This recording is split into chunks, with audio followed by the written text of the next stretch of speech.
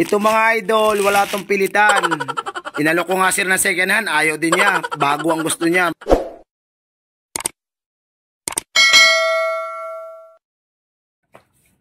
Mga kulog, magandang umaga sa inyo. Sarado tayo ngayon. Nandito ako sa amin. Ayan.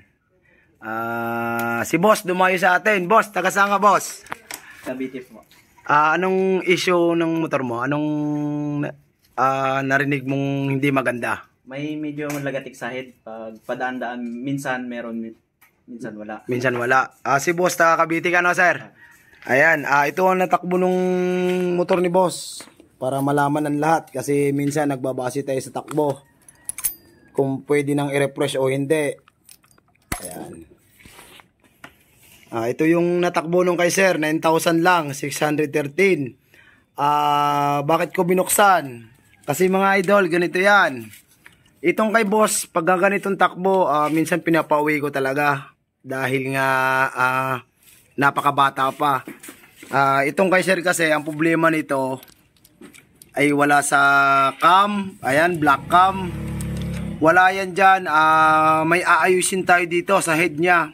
Kaya minsan ang problema sir yung ano no, yung naiiwang tunog, yung may parang may lumuluwag ano. Ayan. Pero matigas yan ang tensioner niya, timing chain niya ano. Ayan. Tsaka halatang bago talaga kasi 9,000 nga ng takbo eh. May gagawin lang tayo dito tapos may tatanggalin ako. In-explain ko kay boss na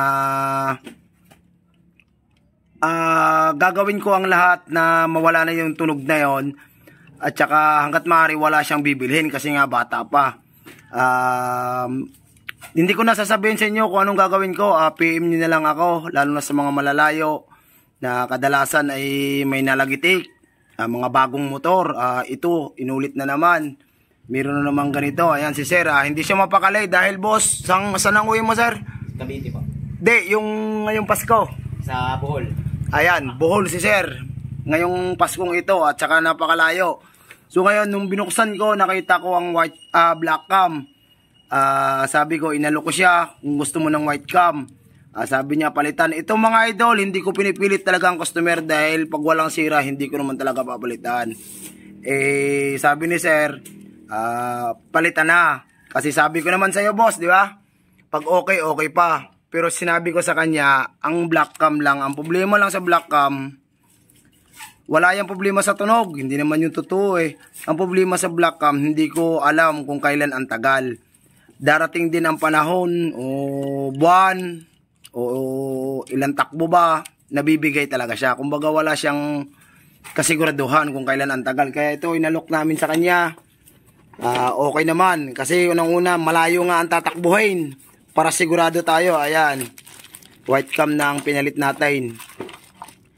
Ito mga idol, wala tong pilitan. Inalok ko nga sir ng second hand, ayaw din niya. Bago ang gusto niya. Meron din ako second hand. Sa may mga gusto, binibigay ko lang sa inyo, 1.5 lang. Sa may gusto ha, meron ako. Huwag nyo lang sabihin sa boss ko, sekreto na lang, baka madali tayo. Gago!